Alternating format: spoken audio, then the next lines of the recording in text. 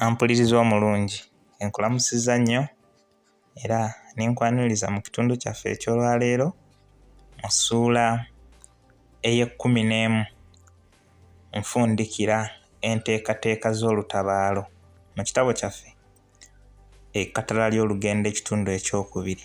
Katono nnyo kasooke nkujjukizeeko ku ebyo bye twayiseemu mu kitundu kyaffe oba essula yaffe ewedde ey'10 mpoomera olugendo. Tujjukira nti mu kitundu kyaffe ekyo munnaffe Keweerimidde n'emaaso babadde bakomyewo okuva gye babadde bagenze okukola obukessi bye basinkanye mu kkubo. Ndowooza tubijjukira. Ku lw'obudde sigenda kubiyitamu byonna, mbasaba munzikirize akati awo we mba nkajja mbongereyo n'ekitundu kyaffe eky'olwaleero mu ssuula eno ey'11 nfundikira enteekateeka z'olutabaalo.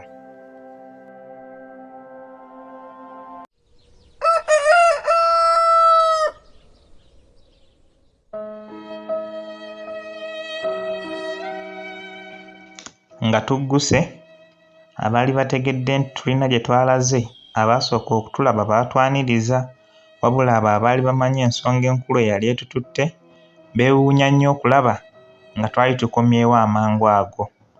Bye twali tugenderedde twali tubifunye oba twali tulemereddwa? Ebyo bye bimu ku bibuuzo bye baali beebuuza. Ebyamukulika eyo nga biwedde, omukulu yampita mu muloopero olutabaalo bwe ntyo ne ŋŋenda mmutegeeze bwe bibadde. Olw'okuba nti mu kugenda kwange ensonga yali yakuzuula oba abantu bali si be batta bannaffe ne bawaayiriza bwe batamanyi, era emboozi yange okwo kwe yalina okwetooloolera wadde okunoonyereza kwange kwali kwawukanira ddala ku ekyo. Nga bwe nali ntegedde nti munnange lwanyaaga eyo gy'awangaalira, nali siyinza kukola nsobi kutegeeza mukulu nti okufa kwa bannaffe kwali kupange era nti bali be baakupanga, anti olwo nali ng'alangirira olutalo wakati w'ensi zombi, ate ng'ekyo kyali kyawukana ne kye nali nnyinza okukola.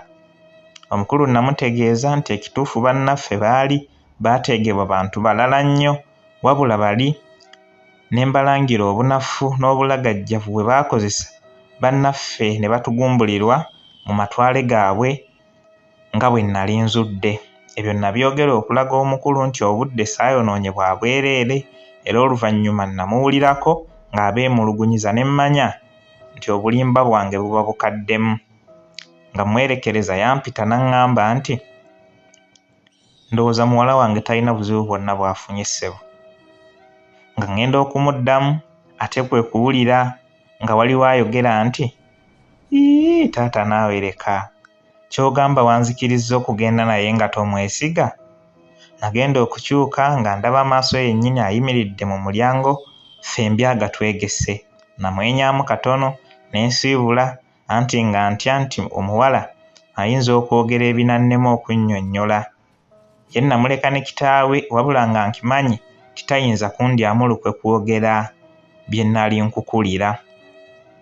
Ekiro ky'olunaku olwo ekituufu saakomba wadde ku mpeke y'otulo kuba ebirowoozo ebyandi ku mutwe nga tebisobola kuŋŋanya. Ate ng'oggyeko ekyo nange nali saagala kwebaka kuba bwe budde bwe nalina okuteekateeka engeri y'okukolamu bye nali nteekeddwa.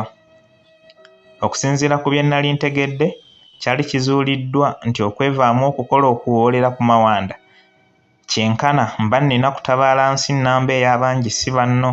Kale kino nga kitegeeza nti nteekwa okuba n'enteekateeka enzigumivu ennyo okunsobozesa okumalako. Wabula waggulu wa byonna kye nnali nsinga okwetaaga kununula mwannyinaze awamu n'okufuula ensi ya mpewere amatongo, anti bulijjo kalya dda kadda dda. Wano eby'okukola nali mbimanyi, wabula nga sinnaba kwekakasa ngeri ya kubikolamu, era ndowooza kino kye kyanviirako n'okutunula ekiro ekiramba nga nsala entotto ku ngeri y'okukiggusa. Mu kiro ekyo bingi bye nalowoozaako, era obudde bwagenda okuviira enjuba nga mu bwongo mmaliriza okutondawo engeri y'okutuukirizaamu ebyansabibwa kw'ossa n'ebyo bye nali neebanja. Mu bingi bye nali neetaaga kwaliko abalwanyi abakugu ate era abawerako kuba be nali njoya okutabaala tebaali bangu ate nga bulijjo n'enkula y'omutwe yekuwa ensanirira. N'ekirala nali neetaaga abagezi mu nsonga z'entalo okunsingako bampe ku ndowooza zaabwe, naye olw'okuba nali saagala kukola bya lwatu nasalawo mbe mwegendereza nga nnoonya amagezi, anti bulijjo n'abasatu basattulula. Nga wayiseewo ssabbiiti 2 n'addayo okusisinkana Lwanyaaga nga bwe twali tuteesezza, wabula olw'okuba ensisinkano yaffe teyali ntongole mu lubiri saatuuka, naye bwe natuuka ku lusozi lwe twali tulagaanye ne nfuuwa omulere nga bwe twali tuteesezza, era waayitawo eddakiika nga 3 n'ajja, wabula yajja kumu n'akambejja kali ka kiwummulo akankaluubirira okuyita ekyo okusinziira ku ngeri gye kaasaagangamu n'abakopi. Weewaawo saakalinaako buzibu, naye natya ng'okubeerawo kwako kuyinza okutukugira okumanya byonna nga bwe nali njagala. Era kino kye kyampaliriza okubuuza Lwanyaaga lwaki yali asazeewo okujja nako. Mu kino yantegeeza mbu olw'okuba yali amanyi nga nnyinza okujja ne nfuuwa omulere ye n'alemwa okuguwulira olw'ensonga ezitali zimu, yasalawo abuulireko abo abatono be yeesiga nti singa baba baguwulidde bamutegeeze, era nti mu be yagamba ne kiwummulo yaliko, kubanga okusinziira ku ngeri gye yali anjagalamu yali tayinza kulemwa kumpulira ne bw'aba mu tulo oba awali oluyoogaano. Fembi twaseka, wabula ye omuwala yamwenya bumwenya, ekyandaga nti naye okusaaga okwo kwali kumunyumidde. Okwo yagattako nti era omuwala oyo ye yali awulidde eddoboozi ly'omulere gwange, kale nga kiba kya bulyazaamaanyi okumusubya okundaba. Naddamu ne mmwenya, wabula nga muli ndowooza nti Lwanyaaga yali anyumisa mboozi, naye olw'okuba ne yali ayogerwako yaliwo ng'awulira wabula ate nga tabyegaana, nakemebwa okubikkiriza wadde kyali kizibu okumbukala mu mmeeme. Naye oluvannyuma namweyanza okufaayo mu lusaazisaazi, wabula teyaddamu mpozi okwongera okumwenya. Ebyo nga biwedde, nasaba munnange olwali tuluzze ku bbali twogere ensonga, era wano Lwanyaaga we yasabira omuntu waatulekemu katono, naye kye yakola wabula yatambulako ebigere bitono n'ansuuliza amaaso, nange ne mmegerera, era wano yaddamu n'amwenya nga bwe yeeyongerayo ewala obutalumika mboozi yaffe. Ng'amaze okutuva okumpi, munnange namutegeeza bye mbadde ndowoozaako, ebimu n'abisiima wabula ebirala n'abyekeka olw'ensonga ze yannambikira obulungi. Mu butuufu nange ne nziraba. Mu kujja kwange nali nteeseteese kusooka wa Mpewere, wabula munnange n'antegeeza nti singa ŋŋendayo ne nfiirayo, mwannyinaze olwo nali mmulese mmugabudde ababi, era kino bwe nakirowooza ne nsalawo nsooke nnunule bwe tugabana abazadde. Wabula nga ŋŋenda okwanja ensonga endala, twagenda okuwulira ajja emisinde ku mbalaasi, munnange n'andagira okusooka okwekukuma. Ono eyali azze yali omu ku bambega Lwanyaaga be yali yatendeka okumukettera amatwale amalala, era ono ye yali omu ku baketta oludda lwa Mpewere. Be yayogera ne Lwanyaaga ebimu nabiwulira, wabula ebisinga byakomanga mu kkubo ne bigaana okutuuka we nnali neevumbise, era yagenda okuddayo nga sitegedde by'abadde ayogera, wabula olw'okuba nali nsobodde okuwulira ku linnya Mpewere, nali neetaaga okumanya ebisingawo. Ze yali alowooza nti Lwanyaaga nsaana kumusalira magezi okuŋŋamba, teyanninda wadde okubaako kye njatula, ye n'alunviira ku ntono. Yasooka kunjozaayoza awamu n'okuntendereza bwe nnina omukisa, oluvannyuma n'ambuulira lwaki yali ayogera ebyo. Yantegeeza ng'omukessi we bwe yali akizudde awatali kubuusabuusa nti ensi ya Mpewere eteekateeka kutabaala nsi y'abangi si banno, wabula mbu ng'ekyali kikyabasibye kwe kubulwa ebyama eby'omunda ebikwata ku gye baali baagala okulumba okubayamba okutabaala kye bamanyi obulungi.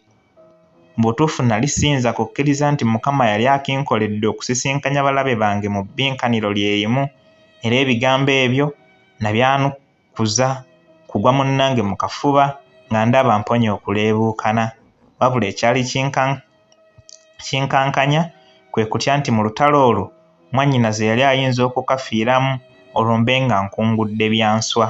Mpozi n'ekirala nga simanyi ani anaaluwangula, weewaawo nali nsinga kwagala lumegge abalumbaganyi anti bulijjo n'ebibi bisiŋŋana. Nga tusinziira ku ebyo twasalawo tukole enteekateeka ng'ebigyamu, era ku nsonga eyo kwe nasinziira okuyiiya nfune engeri gye nneesoggamu ensi ya mpewere mbalimbe nti nali nsibuse mu matwale g'amawanda, olwo nga kyembala kwefuula abaleetedde ebyama ebikwata ku nsi y'abangi si banno, mpozzi nga nnina ebigendererwa byange. Olw'okuba Lwanyaga yasangibwa alina abaserikale abakessi be yasigayo, twapanga omu ku bo yeefuula nkutta obukwasi nga nsaalimbira mu matwale gaabwe olwo antwale mu bakulu okuvunaanibwa, kati awo ndyoke ntandike okubawuddiisa.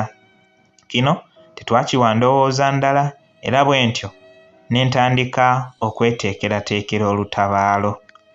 Nga sinnalumba, Lwanyaga yannyambako nga mpa obukodyo obw'enjawulo mu kulwana, era ennaku 3 ze namala nga nsula mu kibira tezanfa bwereere, anti nagenda okuddayoko ewaali wanfuukira ewaffe nga mu kukyanga ekiso nfuuse mmo.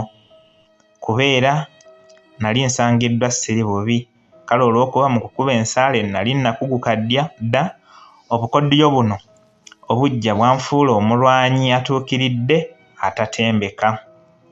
Mu kaseera kano waliwo abantu abalala 5 bokka be nali ndowooza nti bamanyi enteekateeka zange ez'okutabaala abankola obubi, era ku bano kwaliko Maaso, Lwanyaga, mpozi ne bannange 2 bwe twatambuzanga ebyamaguzi, anti bano olw'okuba oluusi nali mbeeyambisa okunnimbira abaabanga baagala okumanya gye nnabanga, nga n'omukulu Gwiiso omutwalidde, okubagamba amazima nali nteekeddwa, era abo bokka be nali nkakasa nti babimanyi, wadde era nali nteebereza nga n'ekiwummulo Lwanyaga yamubuulirako.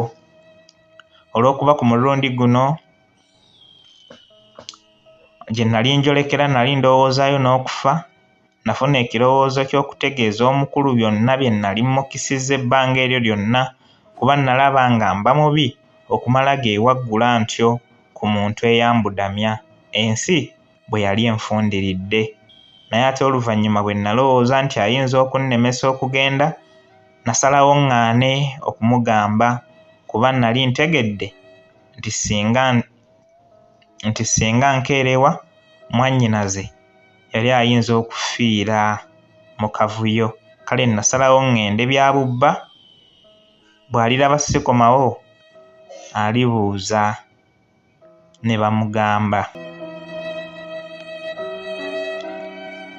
Ampuliriza omulungi, bwe tutyo ne tuba nga tufundikidde ekitundu kyaffe era essula yaffe ey'11 bw'etyo bwefaananye okutuusa omulundi omulala, era lwe tunadda n'essula yaffe endala mu kitabo kyaffe kino kyennyini. Atakuumira mpeera nga bulijjo nja kumusaba bankuumire.